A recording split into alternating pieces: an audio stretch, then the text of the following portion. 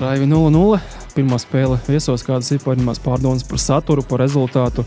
Vai esi apmierināts kā pirmajam mačam, ņemot vērā, ka 2 spēļu summa? Man liekas, ka mēs nospēlējām diezgan labu spēli, bet, protams, gribējās izmantot tos mūsu momentus, kas mums bija sevišķi otrajā puslaikā. Diemžēl to neizdarījām, bet es domāju, ka no šīs vietas arī 0-0 nav slikts rezultāts. Tā kā jāuzvar mājās būs. Ja reiz par momentiem ir runājis, uzreiz arī stāst par savu epizodi. Rami iedeva piespēles, knapi aizsniedzos līdz bumbai, es centos pārmest vārdsargam pāri, bet viņš paspēja ar roku atsist. Diemžēl neiesita. Ļoti daudz standartu bija stūri jau 7, man šeit pirmajā puslaikā samērā daudz arī auto bija, bet izņemot to epizodu laikam diezgan perfekti kā galā kopumā. Es uzskatu, ka jā, tas ir, man liekas, arī viņu galvenais ierocis standarti un tālī auti, tāpēc es domāju, ka ļoti labi nospēlējām.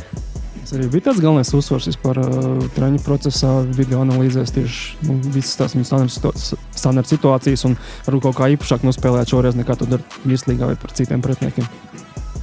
Es neteikšu, ka īpašāk nospēlējām, bet jā, protams, uzsvars bija, kad viņi padod arī no centra apaļa sodas iekšā, tāpēc nedaudz vairāk pievērsām uzmanību standartiem.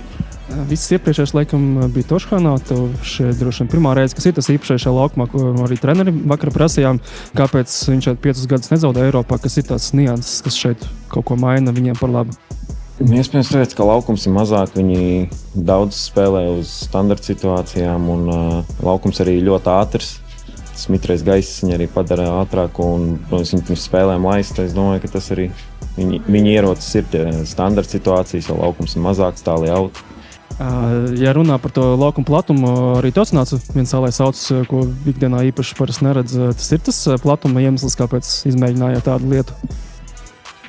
Mēs, ja godīgi, tādu lietu netrenējām, bet mums ir situācijas, kad mēs varam tāds izspēlēt. Mēs esam treniņos arī atstrādājuši, bet konkrēts uzdevums nebija mēs tālu laukt. Bet mēs zinām, kas ir jādara, ja mēs to gribam izdarīt. Latvieši droši vien ļoti labi zina aptuveni fēru savu līmeni, spēlējot izlašu mačos. Vai bija ārzemniekiem jāskaidro, ko šeit var sagaidīt, cik labi līmeņa komanda un kāda stila līmeņa komanda var sagaidīt? Protams, mēs teicām, ka būs ļoti daudz divcīņas, lai ir gatavi laukuma centrā un ka viņi daudz skrien, ka viņiem būs viss spēles spēks. To mēs arī centāmies paskaidrot. Noslēgumā, kas jāizdara uz atbildes spēli, kas ir tās lietiņas, kas jāapmaina vai jāuzlabo? Jāiesit vairāk vārtu nekā viņi ies. Paldies! After the